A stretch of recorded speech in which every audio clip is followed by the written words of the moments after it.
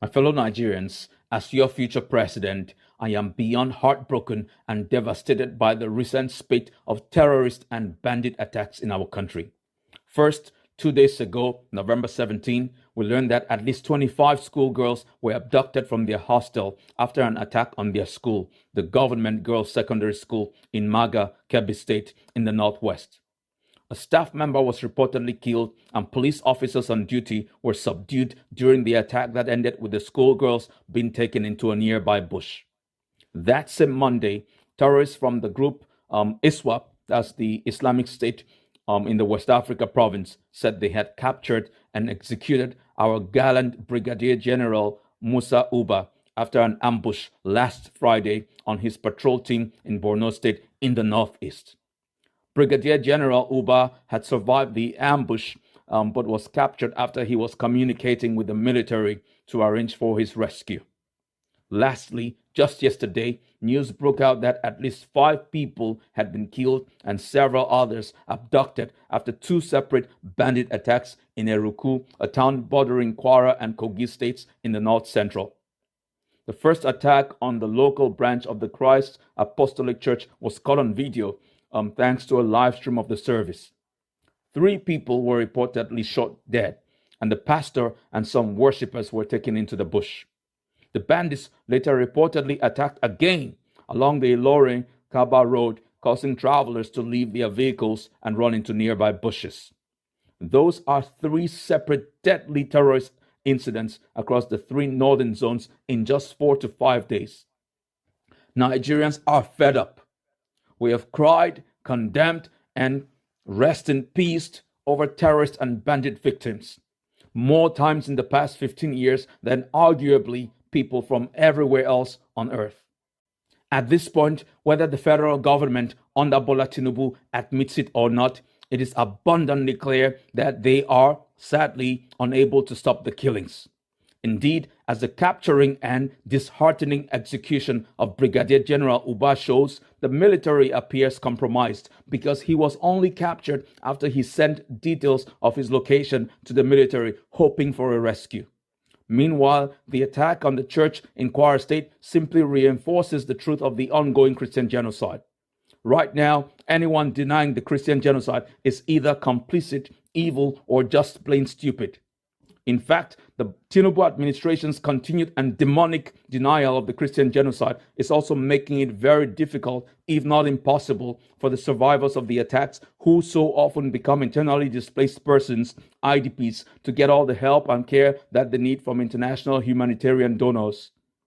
I say so because international humanitarian aid, especially in the context of religious persecution, in our case, a Christian genocide, given its sensitive nature, typically requires an acknowledgement and pleas or official requests for help by the government of the affected country.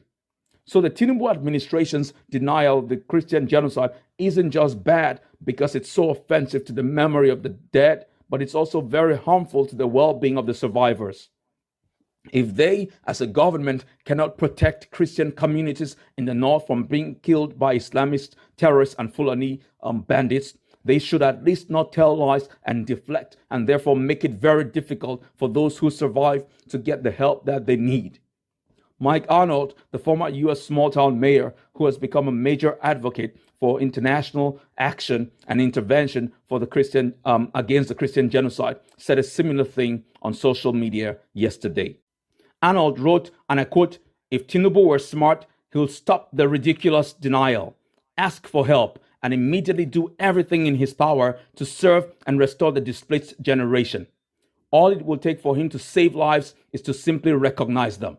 The world has money, means, and a mandate to take care of all IDPs on the planet, but it's withheld in Nigeria because of his ongoing denial." End of quote. So yes, the ongoing Christian genocide in Nigeria, coupled with the schoolgirls' abduction in Kebbi State, which reminds us of the April 2014 abduction of 276 schoolgirls from Chibok in Borno State, and is the first major such incident since March 2024, when over 200 pupils were abducted from a school in Kuriga in Kaduna State, just shows that Nigeria badly needs external military help against Islamist terrorism and banditry. Back in 2014, while Tinubu was in the opposition, he wrote on X, and I quote, "The festering Boko Haram attacks on the northeast and the massacre of innocent citizens is concrete proof that Nigeria has no government." End of quote. So true. But things have sadly only gotten worse since then. And that's why Nigerians must vote Tinubu out in 2027. Bola Tinubu has absolutely no business pretending to be president when he clearly cannot do the job. Peter Obi is the man we need in 2027, and he will definitely make a positive difference. In the meantime, I hope United States President Donald Trump will promptly act on his threat to take action against the Christian genocide by authorizing U.S. military intervention in Nigeria.